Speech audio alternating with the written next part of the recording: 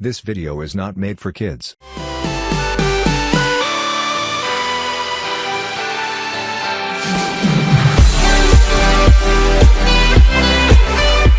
तो hello and welcome students, आज हम लोग पढ़ने वाले हैं the portrait of a lady chapter को। The portrait of a lady chapter को लिखा है खुशवंत सिंह ने, जिन्होंने अपनी ग्रैंड मदर के बारे में बहुत सारी चीज़ें बताई हैं इस चैप्टर के अंदर। तो यहाँ पर वो ड्रॉ करते हैं अपनी ग्रैंड मदर की एक फ़ोटो पिक्चर, और वो बिल्कुल ऐसी लगती है मान लो कि वो बहुत रियलिस्टिक हो। जो उनकी ग्रैंड मदर थी वो बहुत ओल्ड थी, उनके फेस के ऊपर रिंकल्स आ गए थे, मतलब कि झुर्रियाँ हो गई थी, बाल भी उनके सफ़ेद थे, और ये चीज़ मानना बहुत मुश्किल था कि वो किसी टाइम पर यंग और प्रिटी रही होंगी। इसी के साथ साथ जो उनके ग्रैंडफादर थे उनकी भी पिक्चर ड्राइंग रूम के अंदर टंगी रहती थी। जो उनके ग्रैंडफादर थे वो एक बड़ी सी टर्बन पहना करते थे, मतलब एक बड़ी सी पगड़ी होती थी, और जो उनके कपड़े थे ग्रैंडफादर के वो काफ़ी लूज थे। उनके जो ग्रैंडफादर थे लगभग 100 साल के लगते थे, और ये मानना एक तरीके से बहुत मुश्किल था कि उनके किसी ज़माने में बच्चे भी रहे होंगे और वाइफ भी रही होगी। खुशवंत सिंह की जो ग्रैंड मदर थी वो हाइट में काफ़ी छोटी थी, थोड़ी सी मोटी भी थी, और थोड़ा झुक के वो चला करती थी। वो सीधे नहीं चल पाती थी, वो थोड़ा बहुत लंगड़ाया करती थी चलते समय। इसको हम लोग इंग्लिश में बोलते हैं शी हॉबल्ड, चलते में थोड़ा सा वो लंगड़ाती थी। उन्हें हमेशा अपना एक हाथ अपनी वेस्ट पे रखना पड़ता था, वेस्ट मतलब कि कमर पर, जिससे कि वो थोड़ा स्ट्रेट चल पाए, उनकी बैक थोड़ी कमज़ोर थी। इसी तरीके से वो चला करती थी, और जो उनका एक हाथ था उसके अंदर हमेशा देखने को मिलता था कि माला रहती थी। जो हम लोग देखते हैं ना, पुजारी लोगों के हाथ में रहती है या बाबा लोगों के हाथ में एक माला रहती है, उस टाइप की। वो कॉन्टिन्यूसली अपने जो लिप्स थे उन्हें मूव करती रहती थी, मतलब वो माला के ऊपर कुछ ना कुछ भगवान का मतलब मंत्र वगैरह पढ़ती रहती होंगी। वो वाइट कलर के क्लोथ्स पहनती थी, और साथ ही में उनको देखने से ऐसा लगता था जैसे कि एक बहुत बड़ा माउंटेन हो। माउंटेन को देखते हैं ना हम लोग, पूरा बर्फ से ढका रहता है, तो ऐसे ही वो वाइट कलर के क्लोथ से कवर रहती थी। उनकी जो पिक्चर थी, मतलब उनकी कोई भी पिक्चर देखेगा तो उसे शांति महसूस होगी, उसे बहुत अच्छा सा महसूस होगा। वो काफ़ी ओल्ड थी, और इसी तरीके से वो काफ़ी ओल्ड होने की वजह से ही बहुत बुढ़ी लगा करती थी। लगभग पिछले 20 साल से वो ऐसी ही लग रही थी। खुशवंत सिंह और जो उनकी ग्रैंड मदर थी वो दोनों बहुत अच्छे फ्रेंड्स थे। उनके जो पेरेंट्स थे वो सिटी चले गए थे, इसी वजह से खुशवंत सिंह को वो उनकी ग्रैंड मदर के पास छोड़कर गए थे। जो खुशवंत सिंह की ग्रैंड मदर थी वो उनका बहुत ध्यान रखा करती थी। उन्हें सुबह सुबह उठाया करती थी, बेटा उठ जाओ, स्कूल के लिए लेट हो रहे हो। उनको स्कूल के लिए रेडी करा करती थी।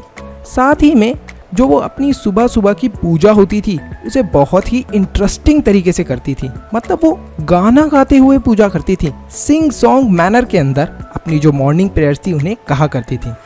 उन्हें ये लगता था कि किसी ना किसी दिन ये खुशवंत सिंह भी मुझसे कुछ सीख जाएगा, दिल से सीख जाएगा। खुशवंत सिंह को उनकी ग्रैंड मदर की आवाज़ तो सुनने में बहुत अच्छी लगती थी, लेकिन वो उसको कभी सीखने में इंटरेस्टेड नहीं थे। तो यहाँ पर जो खुशवंत सिंह की ग्रैंड मदर थी वो फटाफट उनकी जो वुडन स्लेट हुआ करती थी, पहले बच्चे क्या थे नोटबुक्स वगैरह के अंदर नहीं लिखते थे, स्लेट हुआ करती थी, तो स्लेट पे लिखते थे बच्चे। तो उनकी ग्रैंड मदर वुडन स्लेट को रेडी करती थी, और साथ ही में उसको वॉश वगैरह करके येलो कलर की चौक से उसे प्लास्टर करके उन्हें दे दिया करती थी। उनको एक इंक पॉट भी देती थी। अब इंक पॉट क्या होता है कि पहले क्या होता था कि जैसे हमारे पेन्स आते ना, इनके अंदर इंक फिल्ड होती है, ऐसे नहीं होते थे पेन्स। पहले इंक अलग होती थी और एक पेन अलग होता था, तो हमें पेन जो था उसे इंक के अंदर बार बार डिप करके लिखना पड़ता था। तो ऐसे ही खुशवंत सिंह की जो ग्रैंड मदर थी ये सारी चीज़ों को अच्छे से बांध कर उन्हें दे देती थी। साथ ही में उन्हें ब्रेकफास्ट के अंदर एक चपाती मिलती थी जिसके ऊपर उन्होंने थोड़ा सा बटर लगाया होता था और शुगर लगाई होती थी। उनका ब्रेकफास्ट यशवंत सिंह को बहुत अच्छा लगता था, और वो अपने स्कूल के लिए निकल जाते थे। साथ ही में जो ग्रैंड मदर थी वो बहुत सारी और भी चपातीज अपने साथ कैरी करती थी। अब वो इतनी सारी चपातीज किसके लिए कैरी कर रही थी? जो विलेज के अंदर डॉग्स थे उनके लिए। जो नरेटर की ग्रैंड मदर थी वो उनके साथ हमेशा ही स्कूल जाया करती थी। जो स्कूल था वो टेम्पल के साथ अटैच था।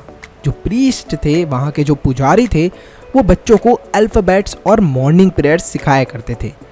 जितने भी बच्चे थे वो 2 रोज के अंदर बैठते थे वरांडा के अंदर, और वो जो अल्फ़ाबेट्स हैं उन्हें बहुत ही अच्छे तरीके से गाते हुए बोलते थे।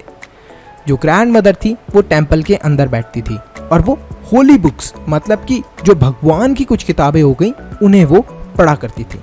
शाम के समय वो लोग अपने घर पे एक साथ जाया करते थे।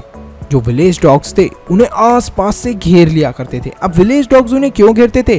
क्योंकि वो विलेज डॉग्स को खाने पीने की चीज़ें डाला करते थे, और इसी तरीके से चपातीज वो डॉग्स को दे देते थे।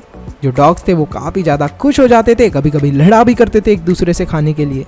जो नरेटर के पेरेंट थे, कुछ समय बाद वो उन्हें शहर के अंदर बुला लेते हैं। अब जो नरेटर की ग्रैंड मदर थी और नरेटर थे, ये इन दोनों की जो दोस्ती थी, इतना अच्छी इनकी फ्रेंडशिप चल रही थी, उसके अंदर एक टर्निंग पॉइंट आ गया था। ये लोग एक ही रूम को शेयर करा करते थे। ग्रैंड मदर स्कूल अब नहीं जाया करती थी नरेटर के साथ, क्योंकि अब वो वाला स्कूल थोड़ा ना था जो मंदिर से भी अटैच था। अब तो स्कूल दूसरा था नरेटर का। नरेटर अब एक इंग्लिश स्कूल के अंदर जाया करते थे, जहाँ पर उन्हें एक मोटर बस लेने के लिए आया करती थी। अब स्ट्रीट के ऊपर डॉग्स भी नहीं मिलते थे ग्रैंड मदर को, तो आखिर स्ट्रीट के ऊपर डॉग्स को खाना क्यों डालेंगी वो? तो इसी वजह से ग्रैंड मदर स्पैरोज, मतलब जो कुछ बर्ड्स होती थी, उन्हें खाने पीने की चीज़ें डाला करती थी। इसी तरीके से समय बीतने लगा। दोनों ग्रैंड मदर और नरेटर ने एक दूसरे को देखना कम कर दिया। समटाइम्स कभी कभी जो ग्रैंड मदर थी वो पूछा करती थी कि अरे बेटा, तुम्हें स्कूल में क्या सिखाया है? और वो बिलीव नहीं करती थी कि क्या क्या चीज़ें सिखाई जा रही हैं बच्चों को इंग्लिश स्कूल के अंदर। वो काफ़ी ज़्यादा अनहैप्पी थी इंग्लिश स्कूल से। उन्हें बिल्कुल नहीं पसंद था कि बच्चों को इंग्लिश और साइंस सिखाई जाए। उनको ऐसा लगता था कि इन किताबों के अंदर भगवान या फिर भगवान से जुड़ी किसी भी चीज़ के बारे में बताया ही नहीं हुआ। नरेटर उनको ये भी बताते हैं कि हमें तो दादी स्कूल के अंदर म्यूज़िक लेसन भी दिए जाते हैं। ये सुनकर वो बहुत ज़्यादा डिस्टर्ब हो जाती हैं। उन्हें लगता है कि म्यूज़िक तो इनडिसेंट है, मतलब कि म्यूज़िक अच्छे लोगों को नहीं सीखना चाहिए।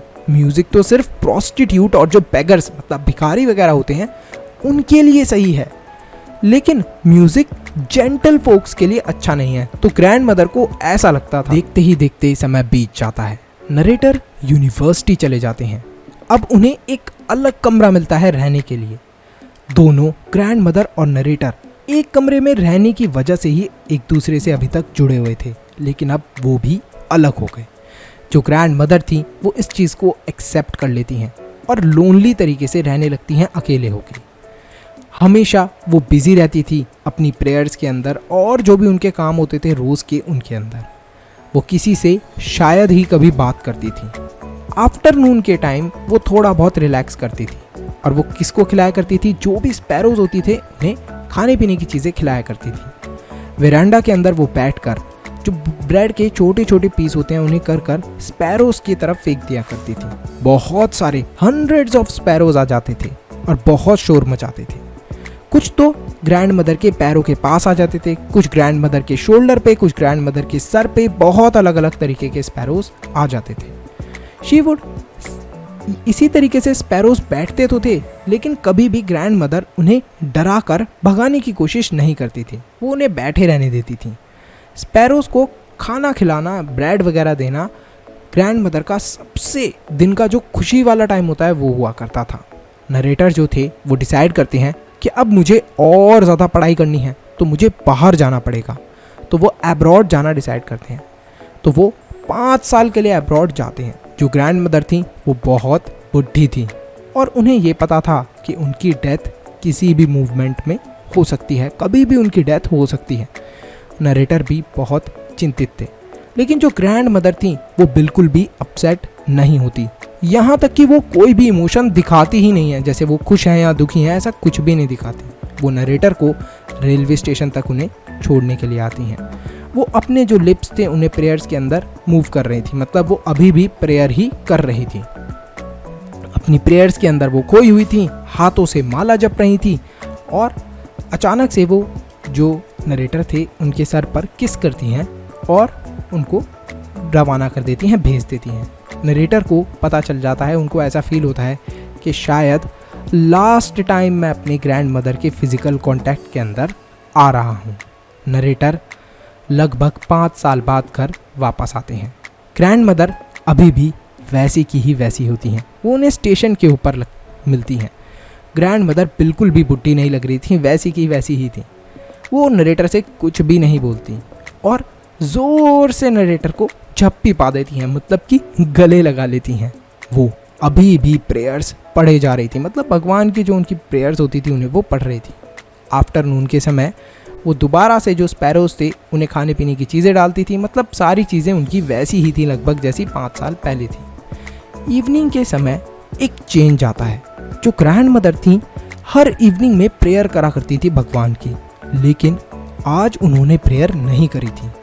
जितनी भी नेबर की औरतें थीं, नेबरहुड के अंदर जितनी भी नेबर औरतें थीं, उन सबको वो बुला लेती हैं और एक ओल्ड ड्रम होता है उसे ज़ोर ज़ोर से बजाने लगती हैं कई घंटों तक और गाना गाती हैं, होम कमिंग ऑफ वॉरियर्स वाला।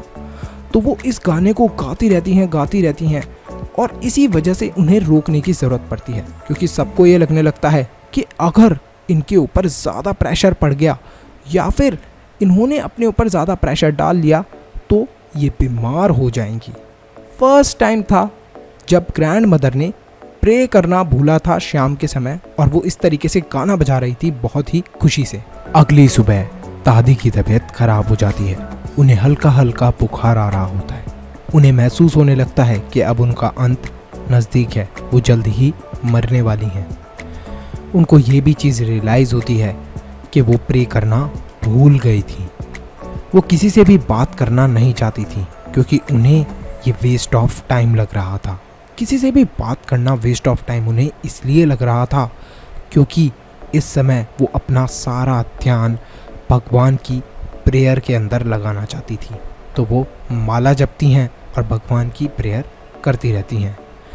अचानक से उनके लिप्स रुक जाते हैं। जब माला जप रहे होते हैं ना लोग, तो उनके लिप्स चलते रहते हैं, तो यहाँ पर दादी के लिप्स रुक जाते हैं। हाथ से माला वहीं के वहीं पर गिर जाती है। उनका जो फेस था वो अब येलोइश कलर का हो गया था। दादी अब मर चुकी थी। वो ग्राउंड के ऊपर थी। उनकी जो पूरी बॉडी थी एक रेड कलर की शॉल से ढकी हुई थी। उनके फ्यूनरल के लिए, अंतिम संस्कार के लिए तैयारियां शुरू होती हैं। शाम का समय था, सूरज ढल चुका था। एक वुडन स्ट्रेचर लाया जाता है जिसके ऊपर दादी को ले जाया जाएगा। आधे रास्ते के अंदर, जो कि उनका घर के बीच वाली जगह थी, कोर्टयार्ड था, वहाँ पर रोका जाता है। वहाँ पर बहुत सारे स्पैरोज उड़कर दादी की डेड बॉडी के पास आते हैं। कोई भी शोर नहीं मचाता। ऐसा लग रहा होता है जैसे कि वो सब स्पैरो अपना दुख व्यतीत करने के लिए आए हैं, अपना दुख दिखाने के लिए आए हैं। जो नरेटर की मदर होती हैं वो कुछ ब्रेड के पीसेस डालती हैं, लेकिन कोई भी स्पैरो उन ब्रेड के पीसेस की तरफ ध्यान भी नहीं देता। खाना तो दूर की बात थी। दादी की बॉडी को घर से बाहर ले जाया जाता है। सारे स्पैरोज बहुत ही शांति से, चुपचाप से वहाँ से चले जाते हैं। जो ब्रेड के पीसेस होते हैं वो अभी भी कोर्टयार्ड की, मतलब जो घर के बीच का आंगन था, उसकी ज़मीन पर पड़े रहते हैं। जो स्पैरोज थे वो दादी को अंतिम विदाई देने के लिए आए थे। यहीं पर हमारी जो ये चैप्टर है the portrait of a lady finish होता है। आई होप स्टूडेंट्स आपको ये अच्छा लगा हो और कुछ पुरानी यादें आपकी ताज़ा हो गई हों। तो मैं आपसे पूछना चाहता हूँ कि नरेटर का जो गांव वाला स्कूल था जब वो दादी के साथ रहा करते थे, वो किस तरीके का था? ज़रा कमेंट सेक्शन के अंदर अपना आंसर दीजिए।